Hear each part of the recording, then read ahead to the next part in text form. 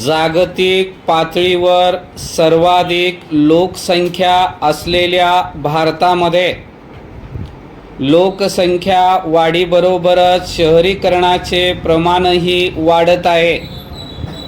आज घडीला देशातील शहरी भागामध्ये वास्तव करणाऱ्या लोकसंख्येचे प्रमाण 40% घरात गेले असून भविष्यात त्यात आणखीन वाढ होणार आहे. हे नक्की भारताच्या स्थूल राष्ट्रीय उत्पादनाचा विचार करता त्यामध्ये शहराचा वाटा हा 70% जवळपास असून भविष्यात तो आणखी वाढणार आहे.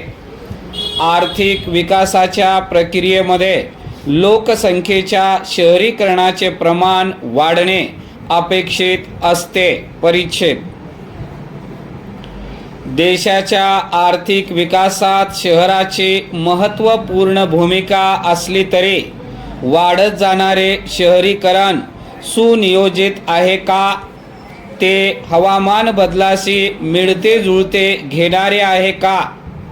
नागरिकांना दर्जेदार पायाभूत सुविधा उपलब्ध करून देणारे आहे का? कार्बन उत्सर्जन कमी करणारे आहे का? घनकचऱ्याचे आणि वाहतुकीचे योग्य व्यवस्थापन करणारे आहे का? यासारख्या विविध प्रश्नांची उत्तरे मिळणे गरजेचे आहे. सध्या स्थितीत जागतिक हवामानामध्ये वेगाने बदल होत आहेत.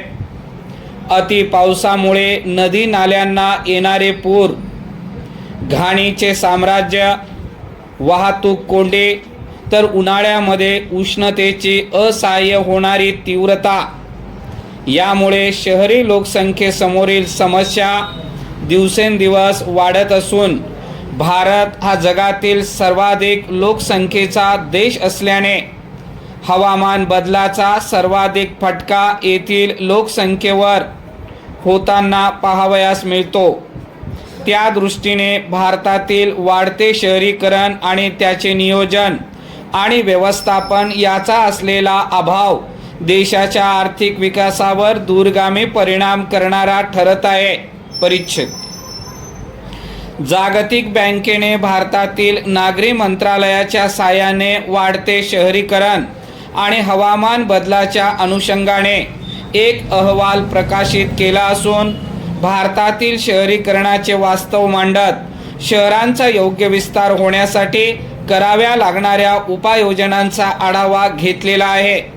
त्या अनुषंगाने भारतातील शहरीकरणाचे वास्तव आणि कराव्या लागणाऱ्या सुधारणा यांचा उहापोह या लेखात करण्यात आला आहे. परिच्छेद वास्तविकता हा शाश्वत विकासाच्या 17 उद्दिष्टापैकी शाश्वत शहरे विकसित करण्याचे एक महत्त्वपूर्ण उद्दिष्ट ठेवण्यात आले आहे.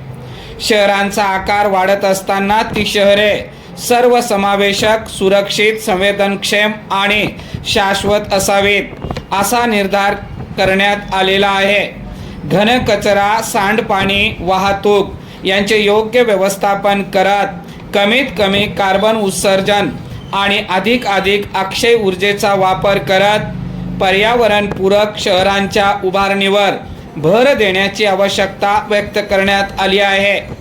जागतिक पातळीवर विचार करता आजही जवळपास 3 अब्ज लोकांना परवडणारे घरे उपलब्ध नाहीत.